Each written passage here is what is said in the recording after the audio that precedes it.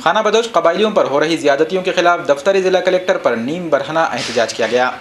खाना बदोश कबाइल पर आला ज़ात वालों की जानिब से हो रही ज्यादतियों और नाइंसाफियों के खिलाफ दफ्तर जिला कलेक्टर पर नीम बरहना एहतजाजी धरना मुनज़्ज़म किया गया, जिसमें चरमकार ढोर समाज के सैकड़ों अफराद ने हिस्सा लिया। वाज़ेह रहे कि पिछले कुछ अरसे से रियासत भर में खाना बदोश कबाइल पर तशद्दुद, जुल्म ज़्यादती और कत्ल व गारतगिरी के वाक़यात तसलसल से पेश आ रहे हैं। इसी माह 5 खाना बदोशों को बच्चा चोरी के शुबे में कत्ल कर दिया गया था।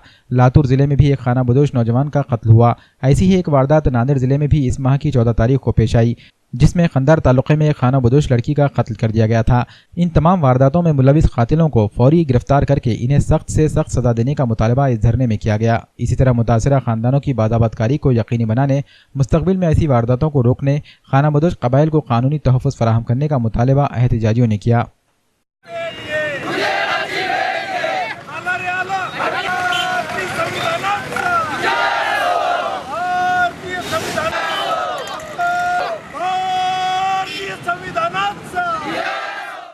भटक्या जमाती महासंघ महाराष्ट्र शाखा नांदेडच्या वतीने राईनपाडा येथे नाथजोगी जमातीच्या 5 भिक्षुक लोकांना मारण्यात आलं।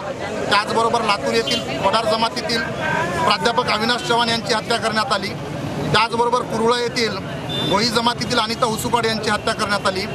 या हत्याकांडातील सर्व आरोपींना तात्काळ अटक करून त्यांच्या मास्टरमाइंडला अटक करून फास्ट ट्रॅक न्यायालयाच्या माध्यमातून आरोपींना 6 महिन्याच्या आत फाशी देण्यात यावी।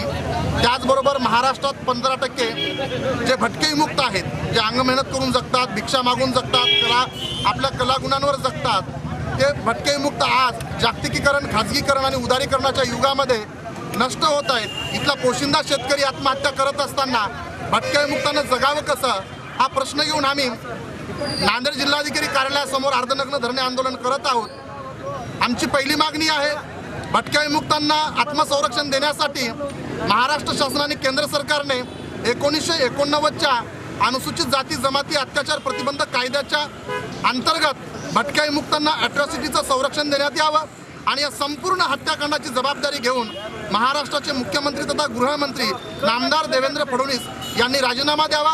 आज आम्ही कलेक्टरच्या दारामध्ये अर्धनग्न आलो, पण सरकार जर आपली सामाजिक नग्नता जर जपत असेल आणि तिला आडवी करत असेल तर आम्ही मंत्रालयामध्ये जाऊन माननीय मुख्यमंत्र्यांच्या समोर नग्न त्यांना घेराव घालू, असा मी राष्ट्रीय भटक्या जमाती महासंघाच्या वतीने इशारा देतो।